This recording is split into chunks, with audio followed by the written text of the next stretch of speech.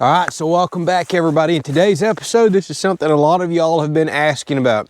We are about to add solar power, AC, and heat to my hunting blind that's right in here. And yes, I know some people are probably thinking this project's absolutely crazy, lazy, and ridiculous. I can't say I disagree, but the older you get, the more you love the creature comforts. So we're adding power up there because I actually use this as a second office for video editing and a place to spend a little time with nature and doing a hobby that I love. So let's dive right into it. We've got a set of posts for our solar panels. I want to get this concreted in. This is going to go over a couple days. Then we got to go there and clean out the blind and start getting everything set up and ready. I'm going to show you my DIY solar system, what I'm using for heat and AC, and how we're going to do our little solar panel setup right here. Let's get started.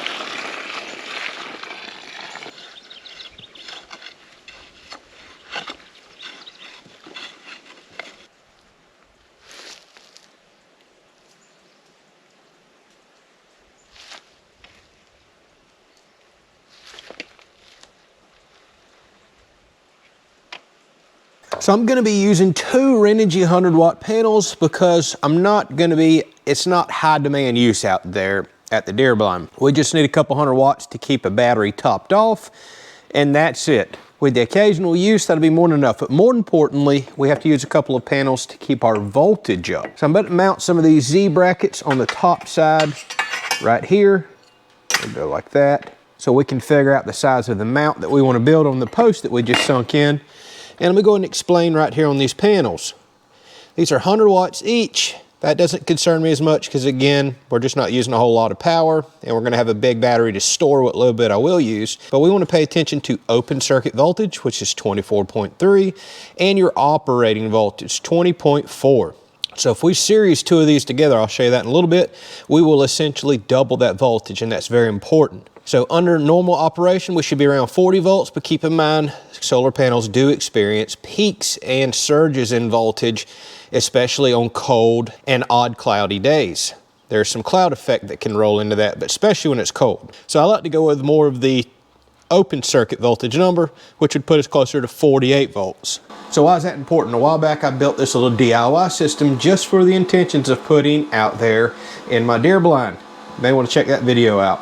But I got a 1500 watt inverter. That's plenty of power to run what I need up there, charging my computer, doing a few other things when I'm out there just hanging out. I've got a large 100 amp hour 24 volt battery. This is why this is important. I went with a little Bouge RV solar charger right here. These are dirt cheap and extremely popular. So this will be quite reliable for no more money than you spend on it as well. But the key is this can only handle up to 55 volts of input. Well, being that we're going to be around 40 to 48 volts, we're under that. But we can't run a single panel out there because your incoming voltage has to be higher than the voltage of your battery. And this battery charges up to 28.8 volts, 29.2 max, which is all handled right in here. We've done set the parameters up on another video. So that's why we have to series two panels together to get above the 28.8 volts. We're going to be around 40 to 48. So keep that in mind. Anytime you have a system that you're trying to charge a battery, your voltage of your panels has to be higher. The solar charge controller doesn't take a lower voltage and somehow magically convert it to a higher voltage than your battery is for charging.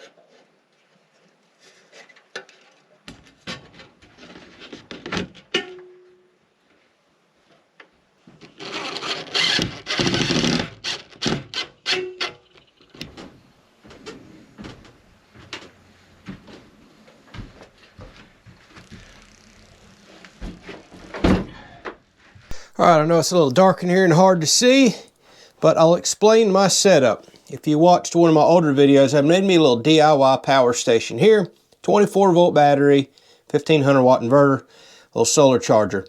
That's what we're going to use to power up the blind out here. Now, this particular EcoFlow Wave 2 AC, and heater by the way, can run on a battery and straight solar, but I want 120 volt power out here, so that's why I'm using this setup.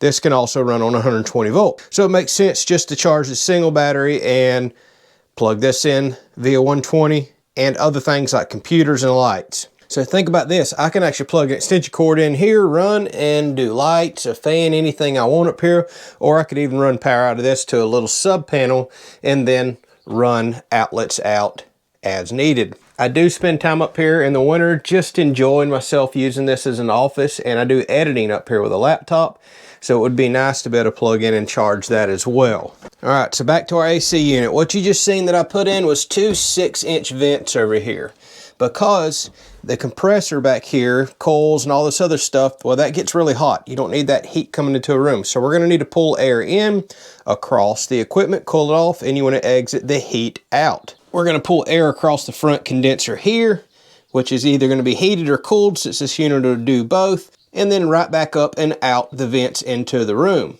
So this is for pulling in and cooling off the hot equipment, exiting the hot air so it doesn't impact the room temperature, and then the room does everything through here.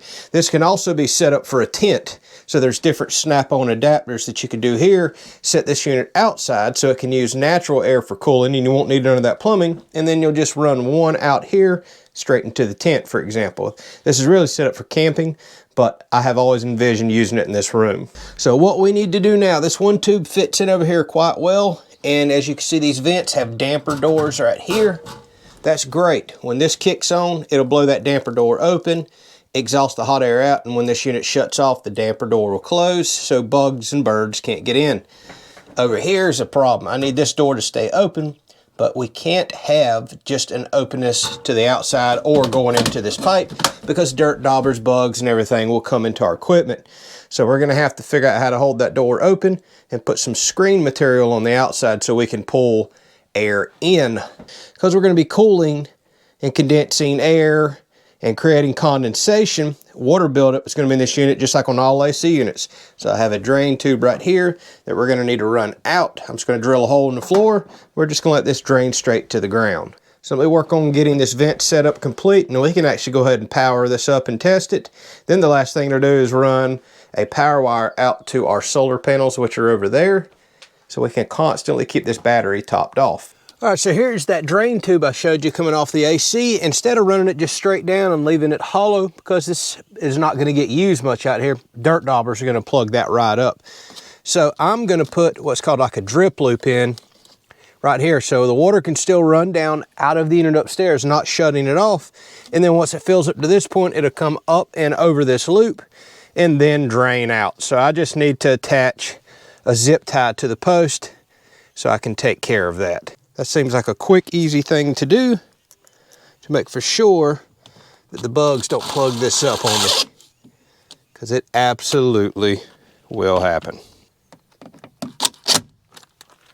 All right, that's in place. This will hold water in this loop continuously, and then it'll come up over and flow out, but not allow bugs to go any further than that. So if they do plug the tip up, I can clean it out quick and easy. And speaking of bugs, what I did on the outside is I just found some mesh screen off of something else.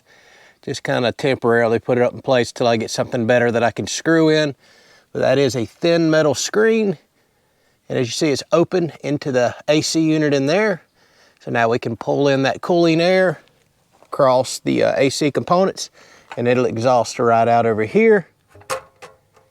All right, so we're ready to go. What I did is I just kind of duct taped up these hoses to these vents. You can see where we're coming in and out here. That should work just fine. Got our drain tube run through the floor there. And our battery's already charged up so we can kick on our inverter. And we can turn this unit on and test it. Everything's good to go now, except we need to run a wire from my solar charge controller through the floor and out to that solar panel just to keep everything topped off. All right, so I'm gonna try something that may be a bit controversial, but I've been curious about this, and this is the best project to try it on. I would never try this on a home, a shop, or some important structure. So in order to save some money, and out of curiosity, I picked up landscape wire in here. This is stranded copper wire. And by the way, the jacket is rated for underground burial, which I'm gonna do here. And it's also rated for UV, for sunlight exposure. Now, the other cool thing about this, a lot of people is gonna tell you don't run this, even though it's very affordable, because it's lower voltage. Well, we're gonna stay well under the specs of this wire. It's stamped right on here. This is rated for 150 volts. Now, your typical solar system, especially larger solar systems, are gonna run higher voltage than that. So you need to use the appropriate wiring. But we're running 40 some odd volts here, less than a third of what this is rated for. So I think we'll be nice and safe. Plus 12 gauge is plenty big for 200 watts of panels, and we're keeping the amperage really low. That's the important part. Now, if you're gonna raise your amperage up, your wire size needs to increase. That is not what we wanna do in this scenario. Don't forget, we're needing to stay in that 40 some odd volt range or above 29.2 volts, which is the charging voltage for the battery. Since our panels are 20 up to 24 volts each, we're gonna series 2 together to get up well above the required minimum charging voltage for the battery. And I have been really curious about trying this wire right here. All right, so I got my little MC4 connectors. That's these right here, if you're not familiar with them, what comes on your standard panels. Got a little kit here with a little crimper and these little adapters. I've shown this a bunch of times on the channel, but I've just went over and found what was the positive coming off of one panel, and that is gonna be this one right here, and it has the larger hole connector on the inside. I can see all that. So I need to make my positive on the wire the exact opposite of that. This connector with the little thin connector on the inside, so they'll fit inside of each other. All right, so this is quite straightforward. I'll just take my little connector, put it on my positive wire right here, take my little crimpers, and just crimp down on the little end that goes right around the wire. All right, give it a nice tug. That's good to go. I know this is the end I want to put on there. Push till I hear a click. There it is. And then screw on my little watertight connector right here.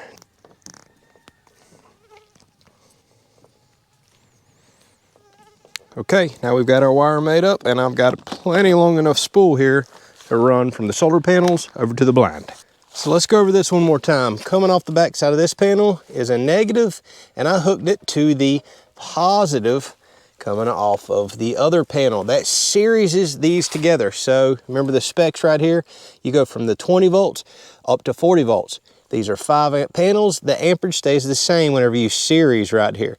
If we hook positive, negative, negative together with, some Y adapters that would have another one going out to the wire, that would increase our amperage. Always when you can, try to increase your voltage, because that allows you to run a thinner strand wire. It's cheaper, more affordable, and don't forget, we've got to get our voltage up to be above the battery voltage for charging. So what that leaves me left with is a positive and negative off of each one, because we hooked a positive and negative together. We have a positive and negative remaining. Now we can take our wire that we just hooked up, and I'm gonna hook one in. I'm not gonna hook the other up because we are producing voltage right now. These panels are in the sun, and even though that's quite low voltage, if you had high voltage here, you could be electrocuted.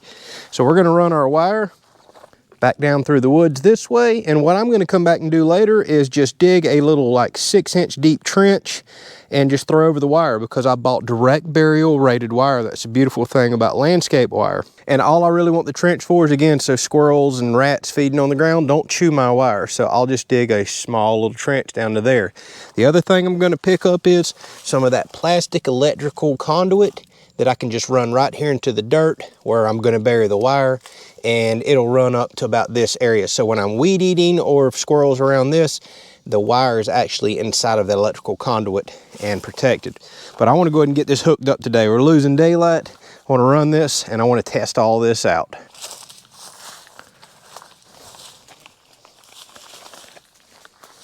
All right, I was able to get the wire to come up through the same hole that my drain tube has come out of. Now we're going to strip it back, and there's an input side of our solar charge controller.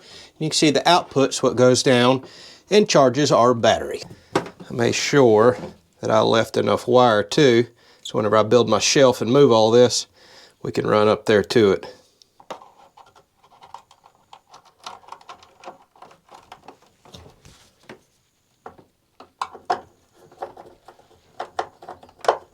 All right, so we're currently at 26.7 volts, and I don't see the symbol for the solar panels, so let's go plug in the other wire and look for that information. So here we are.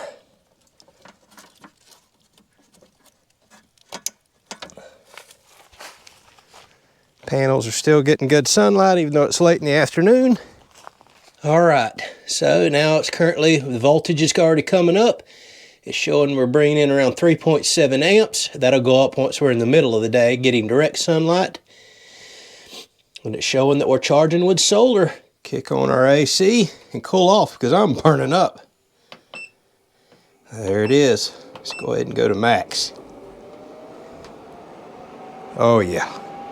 So the cool thing about my blind is I put these clear windows in.